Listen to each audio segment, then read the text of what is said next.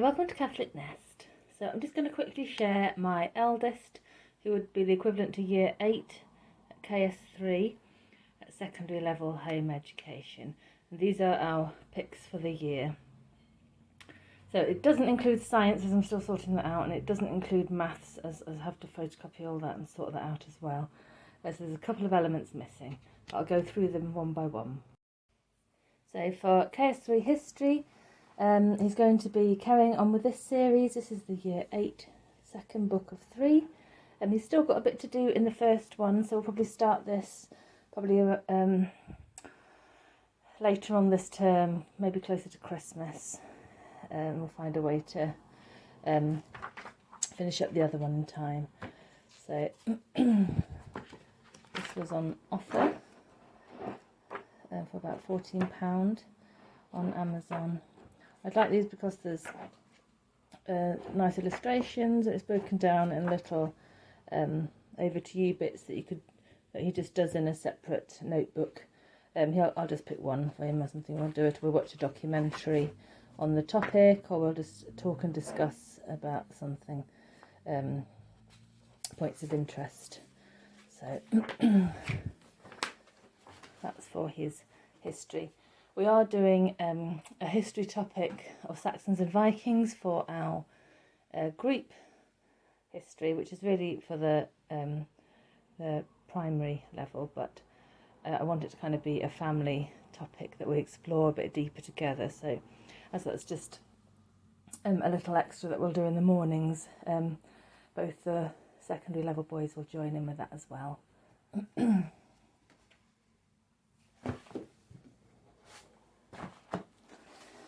So last year we did some of the anthologies, myths and legends one of these English books, this one.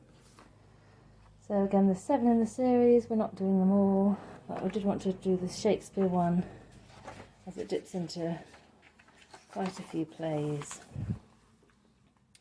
So the contents: A Midsummer's Night Dream, Romeo and Juliet, and Macbeth. Then it's broken down in little chapters. So this is chapter 2, and it'll break down a passage, and we'll tend to do this together and break through, and then he'll choose an activity at the end that he'll do in his workbook. I use these as a non-consumable so that I can use them with all the other children coming up behind him, and then he'll just copy any grids or anything into his notebook. So he's going to do his Shakespeare reader that he didn't do last year, kind of alongside this as well. So we're just kind of having a look at those 3 plays through this. We'll see how much we manage to get done of that. Back from last year, which didn't get done, is the literature study. I'm really excited about him doing this. I think this would be a really good topic for him to do. They're both very interested in the war. So he's going to read the book along with this novel study, which is from Teachers Pay Teachers, which I've just printed off. And it just goes through chapter by chapter with different activities and questions and things to go with it. So he'll probably do that during one of the 3 terms. I'm not sure which yet. So we'll probably have the English stuff broken down a little bit over different terms, so he won't be doing all of it at once. And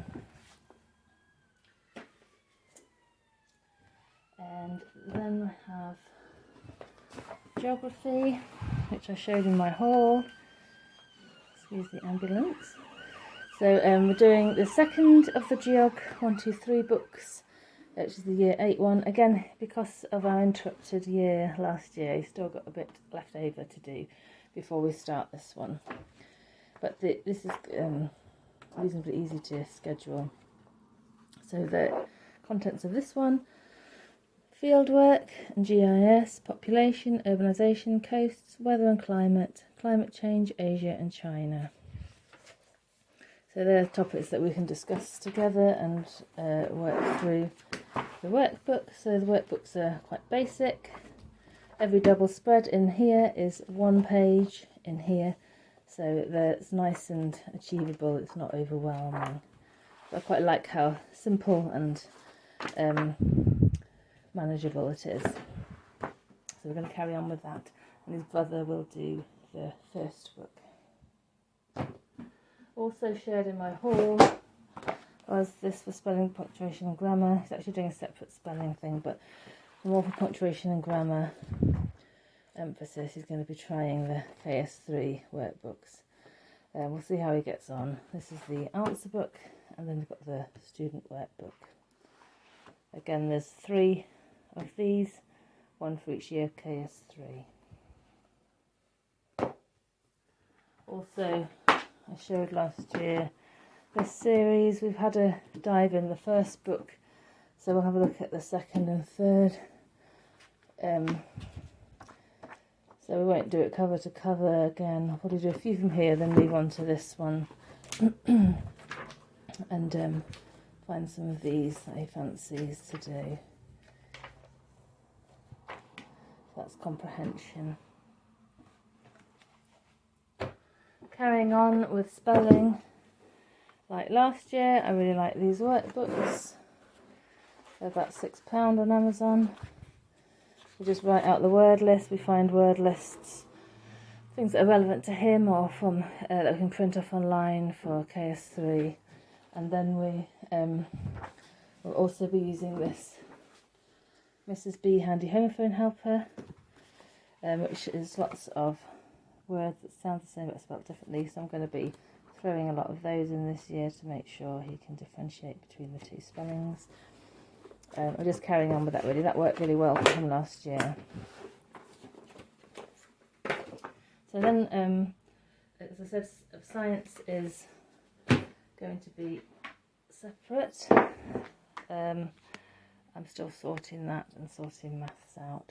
But I thought if I don't do this video now, it just won't happen. So I thought better to do it with some bits missing. So I've bought a couple of these books by Osborne, which was a tip from my brother-in-law. They were on offer on Amazon. You can buy a set of them, but I thought I'd just pick a couple that I think look good. I'm just going to put one at a time in his Friday box, and you can have a read through a chapter or so. It's just basically an introduction to money and politics. Very basic, sort of cartoon style, breaking down little points, topics for conversation that we can build on, and just kind of an overview of things. So we're going to be popping those in Friday boxes for a little bit of assigned reading. Again, I showed this in my haul. This is going to be his little extra Friday maths. When they don't do Math UC on Friday, they'll do that little extra maths books where they're kind of focusing in on something they need to practice with. This is just a KS3 one, just to see where he's up to against KS3 maths.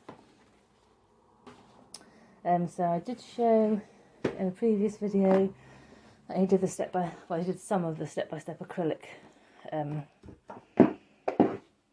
art book last year. So I have decided to move him onto the watercolour one so his brother can use the acrylic one. And this is the same series, good chunky book, about £7, and it's a non-consumable, so I quite like accumulating nice art guides because all the children can use them coming up behind the elder ones. They can be reused and reused and reused. So there's some nice projects in here, some nice tips. I tend to go for the ones that are showing kind of picture by picture. There's a lot of kind of practical stuff in the beginning, and then it takes them through like how to do a snow scene bit by bit, adding piece by piece. And he gets on quite well with that kind of broken down bit. He's done quite a few canvases. He's making a bit of an art wall in his room by his desk, so it's quite nice to add to that. Doing it on canvas did seem to make it more exciting. So they're nice books. There's lots of books like this available. This is finding one that suits. So carrying on still with handwriting through literature. He's done well with this. There's lots left that we haven't done, but a nice bit of time for him to practice on his handwriting. It's very scrawly handwriting, so it's nice for him to just sit and have a focus on that once a week. Got his art book. Could do with a watercolour pad actually to go with his watercolour guide, and I've stuck the ochre French back in again. How much we get done remains to be seen. I still wanted to have a look at the online ochre bit and see how much of a discount there is for home educators on that. So that is an option. Not a fan of online things as a whole, but I also appreciate that as they come into the secondary year that their peers are doing a lot of online stuff and learning to use computers, and I don't want them to be completely unaware of how to use these things. So I think it's beneficial for him to maybe start doing some kind of typing course soon, to be doing a couple of things online or on the computer that just familiarises him with it as supervised. So that's all the bits and bobs. I do have his Latin somewhere as well, and do have his dictaphone in his Friday box as well, which I use for spelling tests sometimes, or for providing instructions when I'm not around to be there to help directly. So that's some bits and bobs for KS3. So I've been a little bit disorganised. We have had a lot going on life-wise, and just scraping things together now at the last minute, trying to get myself organised for next week. So thank you for watching. I'll try and do a review at the end of the year again to see how those picks went down. And the nice thing about a KS3 work is that anything that doesn't get used can just bleed into year 9. Towards the end of KS3 we can try to finish off any bits that I think would be beneficial. So thank you very much for watching, and please hit subscribe to watch out for further videos.